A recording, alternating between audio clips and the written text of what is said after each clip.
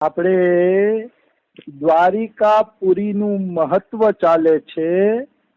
એ દ્વારિકાપુરીના મહત્વમાં આગળ વધીએ તો અહીંયા કહે છે કે બ્રહ્મા અને શિવજી પણ કૃષ્ણના ચરણની વંદના કરે છે.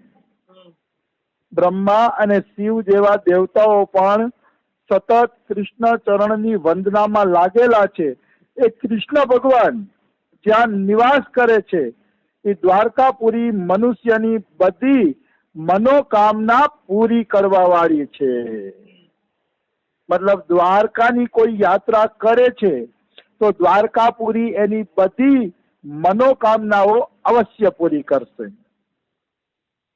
પછી બહુ સરસ શ્લોક આવે છે, અતિ સુંદર શ્લોક આવે છે કે દ્વારકાના પ્રભાવથી ત્યાંના કીડા, પતંગિયા, પશુ, પક્ષી તથા સર્પ અને અનેક પ્રકારની યોનિમાં પડેલા જીવો પણ દ્વારકાના પ્રભાવથી મુક્તિ પ્રાપ્ત કરશે.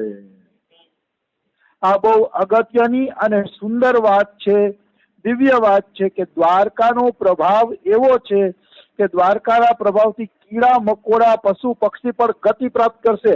આપણે એમ થાય કે કીડા મકોડા હવે ભજન તો નથી કર્યું, તો કે ભજન ન કર્યું હોય તો કાંઈ નહીં, દ્વારકાના પ્રભાવથી એની ગતિ થઈ જશે.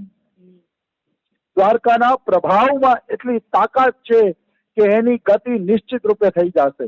ભાઈ ધામની મહિમા છે, ધામની મહિમા એવી છે કે વગર ભજને પણ જીવની ગતિ થઈ જાય છે, પણ એ નિરપરાધ હોવો જોઈએ.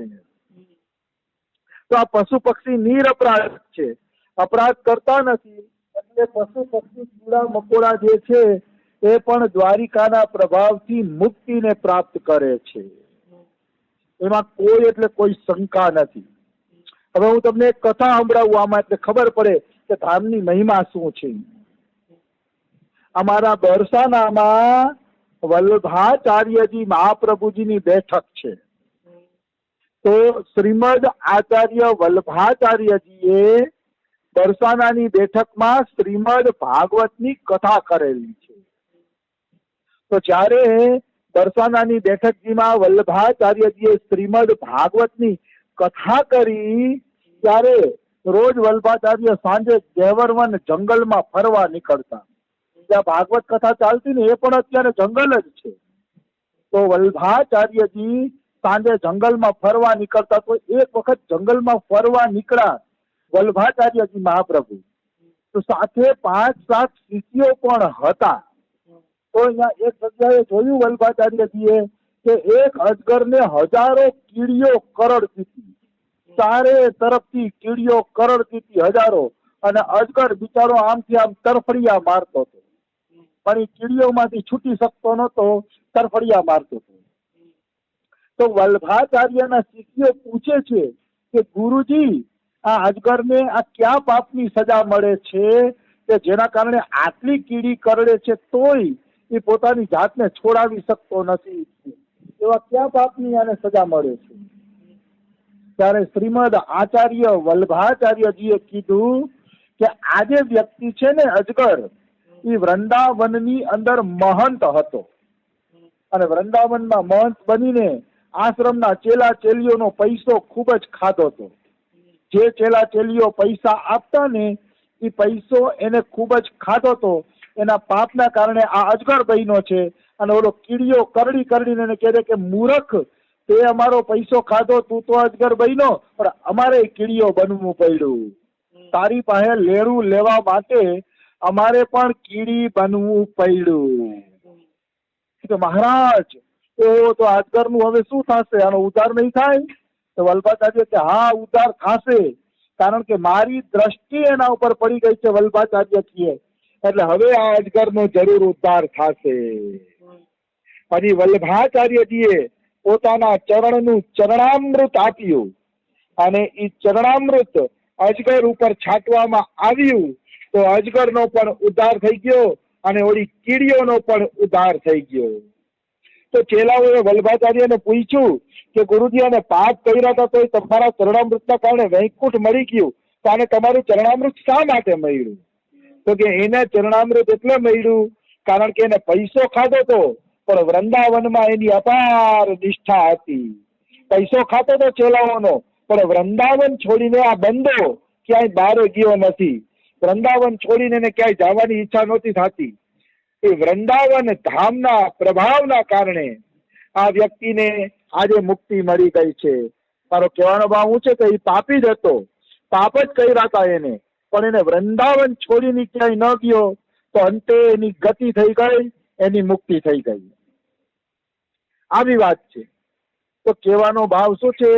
કહેવાનો ભાવ છે ધામનો પ્રભાવ પડ્યા વગર રહેતો નથી. એ પાપી હતો તો એ મુક્ત થઈ ગયો એટલે ધામના તો કીડા મકોડા પશુ પક્ષી જે કોઈ હશે એ બધા અવશ્ય ભગવાનની પ્રાપ્તિ કરી જશે નિશ્ચિત. એમાં કોઈ એટલે કોઈ શંકા નથી. ધામમાં રહેવું બહુ મોટો ફાયદો છે. ખાસ કરીને જો સાધુ સંગ મળી જાય, સારા સાધુ સંગમાં રહેવામાં આવે તો પછી એના મહત્વની કોઈ વાત જ નથી રહેતી. તો દ્વારકાના કીડા મકોડા પશુ પક્ષી બધાનો ઉદ્ધાર થઈ જશે.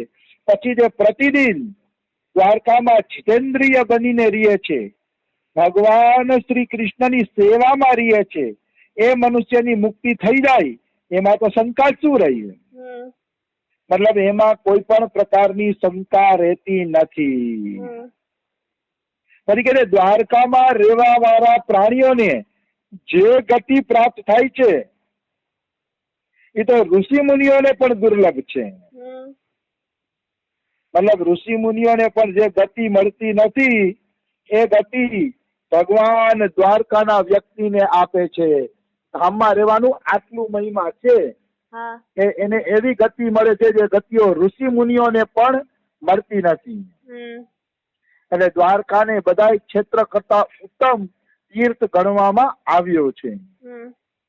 પછી કહે છે કે દ્વારકામાં જે હોમ હવન જપ દાન તપ આદિ કરવામાં આવે છે કૃષ્ણની સામે, તો એ કરોડ ગણું ફળ તમને આપે છે.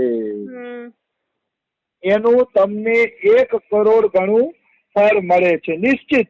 એમાં કોઈ એટલે કોઈ શંકા નથી. દ્વારકાની અંદર જુઓ ધર્મ કાર્ય કોઈ કરે તો કરોડ ગણું ફળ મળે છે. કેટલી બધી સુવિધા છે.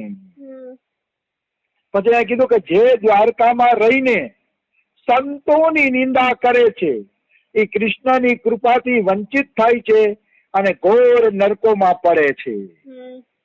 મતલબ દ્વારકામાં ફાયદો ખૂબ છે, ખૂબ ફાયદો છે. બસ એક વસ્તુથી તમારે બચવાનું છે, સંતોની નિંદા થવી જોઈએ નહીં. જો સંતોની નિંદા નહીં કરો તો અવશ્ય તમે એ ભવસાગર પાર થઈ જશો. દ્વારકાવાસી મનુષ્ય સદાય વંદનીય અને પૂજનીય છે. કદાચ ગમે એવો હોય, થોડોક નબળો હોય, ગમે એવો હોય તો દ્વારકાનો વ્યક્તિ પૂજનીય અને વંદનીય છે. પછી કે દ્વારકામાં તમે કોઈ વસ્તુનું દાન આપો છો તો એ વસ્તુ અક્ષય ફળ દેવા વાળી બની જાય છે. દ્વારકામાં કોઈ વસ્તુનું દાન આપો તો એનું તમને અક્ષય ફળ મળે છે. જે માણસ દ્વારિકામાં અન્નદાન કરે છે એના ફળનું વર્ણન બ્રહ્મા વિષ્ણુ ને શિવ પણ કરી શકતા નથી. મતલબ બ્રહ્મા વિષ્ણુ ને શિવ તો સાક્ષાત ભગવાન છે. ભગવાન હોવા છતાંય દ્વારકામાં જે ભૂખ્યાઓને અન્ન આપે છે તો એના મહિમાનું વર્ણન કોઈ કરી શકતું નથી. એટલે દ્વારિકાની અંદર અન્નદાન અવશ્ય કરવું જોઈએ. આવી વસ્તુ છે. પછી બ્રાહ્મણ ક્ષત્રિય વૈશ્ય શૂદ્ર સ્ત્રી કોઈ પણ વ્યક્તિ દ્વારિકામાં નિવાસ કરે છે તો વિષ્ણુ લોકની પ્રાપ્તિ કરે છે. કોઈ પણ હોય, ચારેય વર્ણમાંથી કોઈ પણ હોય, અંત્યજ અને સ્ત્રી નીચી જાતિના લોકો પણ દ્વારિકામાં નિવાસ કરે તો અવશ્ય વિષ્ણુ લોકની પ્રાપ્તિ કરે છે. એમાં કોઈ સંશય નથી. આવી વસ્તુ છે. પછી કહે છે કે દ્વારકાવાસી લોકોના દર્શન કરીને પણ મનુષ્યના મોટા મોટા પાપ નષ્ટ થઈ જાય છે અને એ મનુષ્ય સ્વર્ગ લોકમાં નિવાસ કરે છે. જો ધામમાં ન જવાય તો કઈ નહીં, કોઈ ધામમાં જતું હોય એવા ભક્તોના પણ દર્શન કરી લ્યો તોય તમારા મોટા મોટા પાપ કપાઈ જશે, અને એ વ્યક્તિ સ્વર્ગલોકમાં નિવાસ કરશે. માનો પોરબંદર થી કે અહીંયાથી દ્વારકાની યાત્રા નીકળતી હોય તો આપણે જઈ ન શકીએ તો એ યાત્રાના દર્શન કરી આવીએ ને તો બહુ મોટી વાત છે. એના દર્શનથી પણ આપણા ઘણા બધા પાપ કપાઈ જશે. પછી કે દ્વારકાના મહાત્મ્યનું ક્યાં સુધી વર્ણન કરવું, એની ધૂળ પર પાપીઓને મોક્ષ દેવા વાળી છે. મતલબ દ્વારકાની રજ જો કોઈને સ્પર્શ થઈ જાય તો દ્વારકાની રજ પણ મોક્ષનું દાન કરે છે. એની રજનો પણ એટલો બધો મહિમા છે. અને પછી જે મહિમા હવે આવશે ને એ તો હદ થઈ ગઈ એવી મહિમા આવશે. જે લોકો બીજાને દ્વારિકા મોકલે છે એ જીવ બધા પાપોમાંથી મુક્ત થઈ જાય છે. કોઈ દ્વારકા જતું હોય ને આપણે એને મોકલીએ ને કે જાઓ જાઓ જાઓ દ્વારકા જવા જેવું છે તો એમ અનુમોદન કરીને પણ આપણે કોઈ જીવને દ્વારકા મોકલીએ છીએ તો એ મનુષ્યના દર્શનથી બધા પાપ નષ્ટ થઈ જાય.